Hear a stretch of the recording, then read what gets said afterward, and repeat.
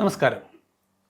ഇന്ന് നമ്മൾ സംസാരിക്കാൻ പോകുന്നത് ഒരു കേരള ബേസ്ഡ് ആയിട്ടുള്ള ഒരു ബാങ്കിനെ പറ്റിയാണ്. പ്രധാനമായൊരു സ്മോൾ ഫിനാൻസ് ബാങ്കാണ്.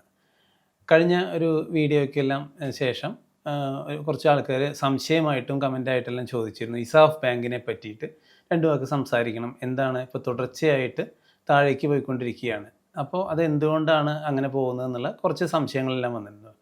അതിൻ്റെ ഭാഗമായിട്ടാണ് ഇന്ന് ഇപ്പോൾ ഇസാഫ് ബാങ്ക് നമ്മളൊന്ന് നോക്കാമെന്ന് പറഞ്ഞിട്ട് എടുത്തിരിക്കുന്നത്. 2023 നവംബറിൽ 60 രൂപയ്ക്ക് ഇഷ്യൂ വന്നിട്ടുള്ള സ്റ്റോക്ക് 71 രൂപയ്ക്കാണ് ലിസ്റ്റിംഗ് വന്ന്, അതിനുശേഷം 82 രൂപ വരെ ഹൈ പോയിട്ട് അവിടെ നിന്ന് തുടർച്ചയായിട്ട് ഘട്ടം ഘട്ടമായിട്ട് ഇറങ്ങി വന്നിരിക്കുകയാണ്. അപ്പോൾ അത് എന്തുകൊണ്ടാണെന്ന് വെച്ചാൽ കുറച്ച് റീസൺസ് അതിൻ്റെ പുറകിലുണ്ട്. ഇപ്പോൾ ഇറങ്ങി 24 രൂപ വരെ വന്ന് ഇപ്പോൾ 26 രൂപയിലാണ് ട്രേഡിംഗ് നടന്നുകൊണ്ടിരിക്കുന്നത്. ഏകദേശം ഇഷ്യൂ പ്രൈസിൽ നിന്നും 60% താഴെയാണ് ഇപ്പോൾ ട്രേഡിംഗ് നടന്നുകൊണ്ടിരിക്കുന്നത്. ഇത് എന്തുകൊണ്ട് സംഭവിച്ചു? നമുക്കെല്ലാവർക്കും അറിയാം, ഇതൊരു സ്മോൾ ഫിനാൻസ് ബാങ്കാണ്. സാധാരണഗതിയിൽ ഈ ബാങ്കിൻ്റെ ഓപ്പറേഷൻസ് എന്ന് പറയുന്നത് നമ്മുടെ ഗ്രാമപ്രദേശങ്ങളിലുള്ള ആളുകൾക്ക് ചെറുകിട ലോണുകൾ, അതുപോലെ തന്നെ കൂലിപ്പണിക്കാർക്ക്, വണ്ടിക്കാർക്ക്, അങ്ങനത്തെ വളരെ താഴേക്കിടയിൽ നിന്നുള്ള ആളുകൾക്ക് ലോൺ കൊടുക്കാൻ വേണ്ടി സ്ഥാപിച്ചിട്ടുള്ള ഒരു മൈക്രോ ഫിനാൻസിങ് സ്ഥാപനമാണ്. പിന്നീടാണ് അത് ബാങ്കായിട്ട്, സ്മോൾ ഫിനാൻസ് ബാങ്കായിട്ട് വന്നത്. അതുകൊണ്ട് തന്നെ അതായത് മറ്റ് ബാങ്കുകൾ സാധാരണഗതിയിൽ ലോൺ കൊടുക്കാൻ മടിക്കുന്ന ഒരു വലിയൊരു വിഭാഗത്തിന് ഒരു സപ്പോർട്ട് എന്നുള്ള രീതിയിലാണ് ഇസാഫ് പ്രവർത്തിച്ചു കൊണ്ടിരിക്കുന്നത്. ഇപ്പോൾ അത്തരത്തിലുള്ള ലോണുകൾ സ്വാഭാവികമായിട്ട് നമുക്ക് അറിയാം, അതെല്ലാം തന്നെ അൺസെക്യൂർഡ് ലോൺസാണ്. അതായത് യാതൊരു വിധത്തിലുള്ള കൊളാട്രൽ, അതായത് പണയമൊന്നും സ്വീകരിക്കാതെ കൊടുക്കുന്ന ലോണുകളാണ്. അപ്പോൾ ഇത്തരം ലോണുകൾക്ക് തിരിച്ചടവ് മുടങ്ങിക്കഴിഞ്ഞാൽ, അതായത് ഒരു 3 മാസത്തിൽ തിരിച്ചടവ് മുടങ്ങിക്കഴിഞ്ഞാൽ അതെല്ലാം തന്നെ ബാഡ് ഡെപ്റ്റായിട്ട് പരിഗണിക്കുകയും അതിന് വേണ്ടിയിട്ട് കുറച്ചധികം പൈസ ലാഭത്തിൽ നിന്നും പ്രൊവിഷനായിട്ട് വെക്കുകയും വേണം. അത് RBIയുടെ നിയമപ്രകാരം അത് എല്ലാ ബാങ്ക്സും ചെയ്യുന്നതാണ്. ഇസാഫ് ബാങ്കും ഇത്തരത്തിലൊരു ബാങ്ക് ആയതുകൊണ്ട് തന്നെ ഈ നിയമം എല്ലാവർക്കും ബാധകമാണ്.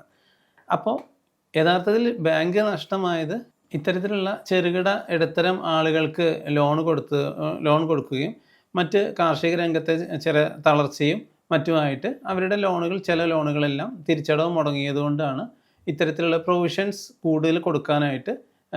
കൂടുതൽ വയ്ക്കാനായിട്ട് ബാങ്ക് നിർബന്ധിതമായിരിക്കുന്നത്. ഈ ലോണുകളെല്ലാം ഈ ചെറുകിട നാമമാത്ര കർഷകർക്കും അതല്ലെങ്കിൽ അത്തരത്തിലുള്ള ആളുകൾക്ക്, അതുപോലെ തന്നെ ചെറിയ സ്വയം സഹായ സംഘങ്ങൾ രൂപീകരിച്ചുകൊണ്ട് അവർക്കാണ് ലോൺ കൊടുത്തിരിക്കുന്നത്.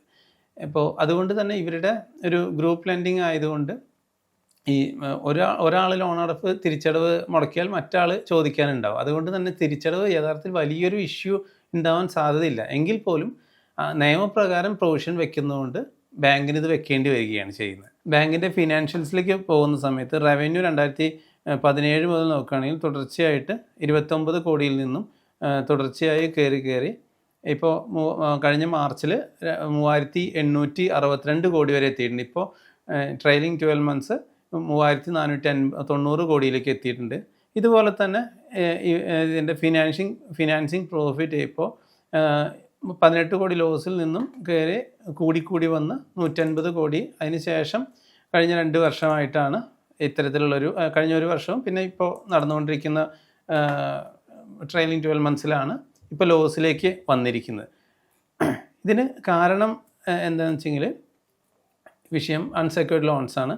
അപ്പോൾ അത് കൺട്രോൾ ചെയ്യാൻ വേണ്ടിയിട്ട് ബാങ്ക് എന്ത് ചെയ്തു എന്ന് വെച്ചാൽ, ഇപ്പോൾ ഇപ്പോഴത്തെ അവരുടെ ഒരു ഫിനാൻഷ്യൽ റിപ്പോർട്ട്സിലെ ഡീറ്റെയിൽസ് ആണ്. ഈ 61% ആയിരുന്നു അവർക്ക് ക്വാർട്ടർ ടു ഫിനാൻഷ്യൽ ഇയർ 2025 അവരുടെ അൺസെക്യൂർഡ് ലോൺസ്, മൈക്രോ ലോൺസ് എന്ന് പറയുന്ന അത് ഘട്ടം ഘട്ടമായി അവർ കുറച്ചുകൊണ്ട് വരികയാണ്. നമുക്ക് കാണാം, ഇപ്പോൾ 39%ലേക്ക് അവർ കുറച്ചു.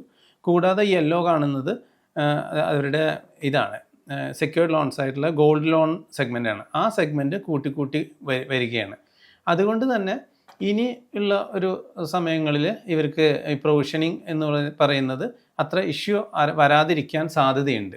കാരണം സെക്യൂർഡ് ലോൺസിലേക്ക് ഘട്ടം ഘട്ടമായിട്ട് ബാങ്ക് നീങ്ങുന്നൊരു കാഴ്ചയാണ് നമുക്കിവിടെ കാണാനുള്ളത്. അതുകൊണ്ട് തന്നെ ഇപ്പോഴത്തെ അവസ്ഥയിൽ 24 നിലവാരത്തിലേക്ക് ബാങ്ക് എത്തിയിരുന്നു ലോ അടിച്ചിട്ട്. അവിടുന്ന് തിരിച്ച് റിക്കവറി വന്ന് 35-36 റുപ്പീസിലേക്ക് എത്തി. അവിടുന്ന് ഘട്ടം ഘട്ടമായി കുറച്ച് ഇറങ്ങി വരികയാണ്. എങ്കിലും ഈ ലെവലിൽ 24-26 ലെവലിൽ ചിലപ്പോൾ ഈ ബാങ്ക് ഈ സ്റ്റോക്ക് ഒരു സപ്പോർട്ട് എടുക്കാനുള്ള സാധ്യതയുണ്ട്. അത് ഫിനാൻഷ്യൽസിലും കൂടി ക്ലബ് ചെയ്ത് വായിക്കുന്ന സമയത്ത് അത്തരത്തിലാണ് നമുക്ക് കാണാൻ സാധിക്കുന്നത്. ഇത് ഒരു സ്റ്റോക്ക് റെക്കമെൻഡേഷൻ അല്ല. ഇത് ഈ ബാങ്ക് പലരും സംശയം ചോദിച്ചതിൻ്റെ അടിസ്ഥാനത്തിൽ നമ്മൾ ചർച്ചയ്ക്കായി വെച്ചു എന്നേ ഉള്ളൂ.